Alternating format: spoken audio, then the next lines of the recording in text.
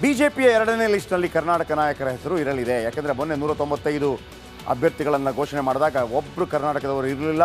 ಅದಾದ ನಂತರ ಕಾಂಗ್ರೆಸ್ ಘೋಷಣೆ ಮಾಡಿತು 39 ಜನರ ಪಟ್ಟಿಯನ್ನು, ಅದರಲ್ಲಿ 7 ಮಂದಿ ಕರ್ನಾಟಕದವರಿದ್ದರು. ಆದರೆ ಬಿಜೆಪಿಯ ಬಹುತೇಕ ಹಾಲಿ ಸಂಸದರಿಗೆ ಈ ಬಾರಿ ಟಿಕೆಟ್ ಸಿಗೋದಿಲ್ಲ ಎಂಬ ರೀತಿಯಲ್ಲಿ ಮಾಜಿ ಮುಖ್ಯಮಂತ್ರಿ ಯಡಿಯೂರಪ್ಪ ಮಾತನಾಡಿದ್ದಾರೆ. ನಾಳೆ ದೆಹಲಿಗೆ ಹೋಗ್ತಿದ್ದೇನೆ, ನಾಳೆ ಸಂಜೆ ಪಕ್ಷದ ಸಭೆ ಇದೆ, ಸಭೆಯಲ್ಲಿ ಪ್ರಧಾನಮಂತ್ರಿ ನರೇಂದ್ರ ಮೋದಿ ಭಾಗವಹಿಸ್ತಾರೆ. JP ನಡ್ಡಾ, ಅಮಿತ್ ಶಾ ನೇತೃತ್ವದಲ್ಲಿ ಒಂದು ಸುತ್ತಿನ ಸಭೆ ಆಗಿದೆ. ನಾಳೆ ಬಹುತೇಕ ಅಂತಿಮವಾಗಲಿದೆ, ಸೋಮವಾರ ಬಹುತೇಕ ಫೈನಲ್ ಹೊರಬೀಳಲಿದೆ. ಏನು ಹೇಳಿದರು ಯಡಿಯೂರಪ್ಪ ಕೇಳಿಸ್ತಾರೆ. ಹೋಗ್ತಾ ಇದ್ದೇನೆ, ಸಾಯಂಕಾಲ ಚುನಾವಣಾ ಸಮಿತಿ ಮೀಟಿಂಗ್ ಇದೆ, ಅದರಲ್ಲಿ ಪ್ರಧಾನಿಯವರು ಭಾಗವಹಿಸ್ತಾರೆ. ಮೊನ್ನೆ ಅಮಿತ್ ಶಾ ಜೊತೆ ನಡ್ಡಾ ಜೊತೆ ಒಂದು ಸುತ್ತ ಮಾತುಕತೆ ಆಗಿದೆ. ನಾಳೆ ಬಹುತೇಕ ಸ್ಪಷ್ಟ ಒಂದು ಚಿತ್ರ ಸಿಗಬಹುದು. ಅದಕ್ಕಾಗಿ ನಾಳೆ ನಾನು ಡೆಲ್ಲಿಗೆ ಹೋಗ್ತೇನೆ. ವಿಳಂಬ ಪ್ರಶ್ನೆ ಏನಿಲ್ಲ, ಇವೆಲ್ಲವೂ ಕೂಡ ಪ್ರಕ್ರಿಯೆ ಈಗಾಗಲೇ ಪ್ರಾರಂಭ ಆಗಿದೆ, ಒಂದು ತಾರ್ಕಿಕ ಹಂತಕ್ಕೆ ಈಗಾಗಲೇ ಹೋಗಿದೆ. ಹಾಗಾಗಿ ನನಗನ್ಸೋ ಇನ್ನೊಂದು 3-4 ದಿನದಲ್ಲಿ ಎಲ್ಲವೂ ಕೂಡ ಅಧಿಕೃತವಾಗಿ ಎಲ್ಲವೂ ಕೂಡ ಗೊತ್ತಾಗ್ತದೆ. ಬಹುತೇಕ 2 ಹಂತದಲ್ಲಿ ಅಂತೇಳಿ ನಾವು ಅಂದ್ಕೊಂಡಿದ್ದೇವೆ.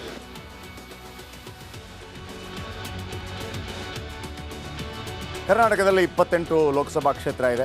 2 ಹಂತಗಳಲ್ಲಿ ಪಟ್ಟಿ ಬಿಡುಗಡೆ ಮಾಡ್ತಾರಂತೆ. ಯಾಕಂದರೆ ಒಂದು ಹಂತ ಯಾವುದೇ ಪ್ರಾಬ್ಲಮ್ ಇಲ್ಲದೆ ಇರುವಂಥ ಹಂತ.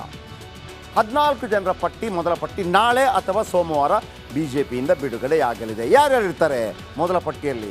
ಇಲ್ಲಿ ಯಾವುದೇ ರೀತಿಯ ಕಾಂಪಿಟೇಷನು ಪ್ರಾಬ್ಲಮ್ ಇರೋದಿಲ್ಲ ಅಂಥ ಕ್ಷೇತ್ರಗಳಲ್ಲಿ. ಮೊದಲನೇ ಪಟ್ಟಿ, ಮೊದಲನೇದಾಗಿ ಶಿವಮೊಗ್ಗದಿಂದ. ಯಾರು? ಶಿವಮೊಗ್ಗದಿಂದ BY ರಾಘವೇಂದ್ರ ಅವರು ಕಣಕ್ಕಿಳಿಯುವುದು ನಿಶ್ಚಿತ. ಅವರಿಗೆ ಯಾರು ಎದುರಾಳಿ ಇಲ್ಲ. ಕಾಂಗ್ರೆಸ್ ಈಗಾಗಲೇ ಅಭ್ಯರ್ಥಿಯನ್ನು ಘೋಷಣೆ ಮಾಡಿದೆ.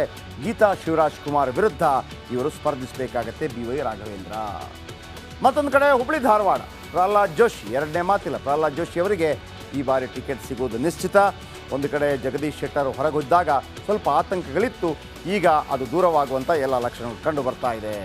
ಇನ್ನು ಚಿಕ್ಕೋಡಿಯಲ್ಲಿ ಕಳೆದ ಬಾರಿಯ MP ಅಣ್ಣಾ ಸಾಹೇಬ್ ಜೊಲ್ಲೆ, ಶಶಿಕಲಾ ಜೊಲ್ಲೆ ಅವರ ಪತಿಗೆ ಮತ್ತೊಮ್ಮೆ ಟಿಕೆಟ್ ಸಿಗುವಂಥ ಸಾಧ್ಯತೆ ಇದೆ.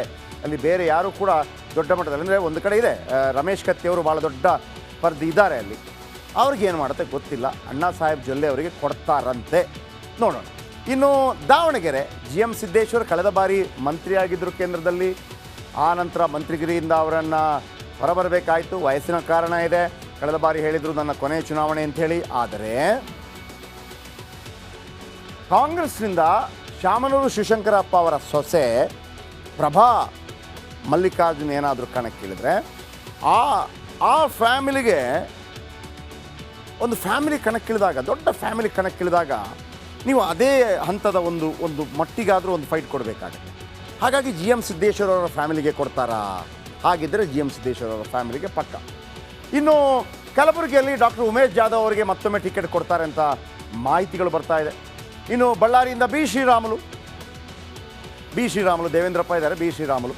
ಇನ್ನು ತುಮಕೂರಿನಿಂದ ಬಸವರಾಜ್ ಅವರು MP ಆಗಿದ್ದಾರೆ. ಸೋಮಣ್ಣ ಅವರಿಗೆ ಈ ಬಾರಿ ಟಿಕೆಟ್ ಅಂತಿಮವಾಗುವಂಥ ಎಲ್ಲ ಸಾಧ್ಯತೆ ಇದೆ.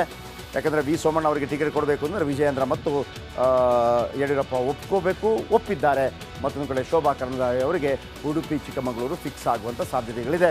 ಅವರ ವಿರುದ್ಧ ಸಾಕಷ್ಟು ಅಲ್ಲಿ ಆರೋಪಗಳು ಕೇಳಿ ಬಂದಿತ್ತು. ಇನ್ನು ಬೆಂಗಳೂರು ಗ್ರಾಮಾಂತರ ಹೊಸ ಮುಖ ಡಾಕ್ಟರ್ CN ಮಂಜುನಾಥ್ BJP ಅಭ್ಯರ್ಥಿಯಾಗಿ ದೇವೇಗೌಡರ ಅಳಿಯ ಕಣಕ್ಕಿಳಿತಾರೆ. ಬೆಂಗಳೂರು ಕೇಂದ್ರದಿಂದ once again PC Mohan, Bengaluru ದಕ್ಷಿಣದಿಂದ ತೇಜಸ್ವಿ ಸೂರ್ಯ, ಮೈಸೂರಿಂದ ಯದುವೀರ್ ಕೃಷ್ಣದತ್ತ ಚಾಮರಾಜ ಒಡೆಯರ್ ಫಸ್ಟ್ ಲಿಸ್ಟಲ್ಲಿ ಇರ್ತಾರ. ಇದ್ದರೆ ಗ್ಯಾರಂಟಿ ಆಗಿಬಿಡುತ್ತೆ, ಇಲ್ಲ ಅಂತಂದರೆ ಅಲ್ಲಿ ಏನೋ ಒಂದು ಸಮಸ್ಯೆ ಇದೆ ಅಂತ ಲೆಕ್ಕ. ಹಾವೇರಿಯಲ್ಲಿ BC ಪಾಟೀಲ್ ಫಿಕ್ಸ್ ಅಂತೆ. ಬೆಳಗಾವಿಯಲ್ಲಿ ಜಗದೀಶ್ ಶೆಟ್ಟರ್, ಯಾಕಂದರೆ ಮಂಗಳ ಅಂಗಡಿಯವರು MP ಆಗಿದ್ದಾರೆ, ಅವರ ಬೀಗರು. ಹಾಗಾಗಿ ಜಗದೀಶ್ ಶೆಟ್ಟರ್ಗೆ ಬೆಳಗಾವಿ ಸಾಧ್ಯತೆ ಇದೆ ಅನ್ನುವಂಥ ಮಾಹಿತಿಗಳು ಕೇಳಿ ಬರ್ತಾ ಇದೆ. ಆದರೆ ಫೈಟ್ ಇದೆ ಅಲ್ಲೂ ಕೂಡ.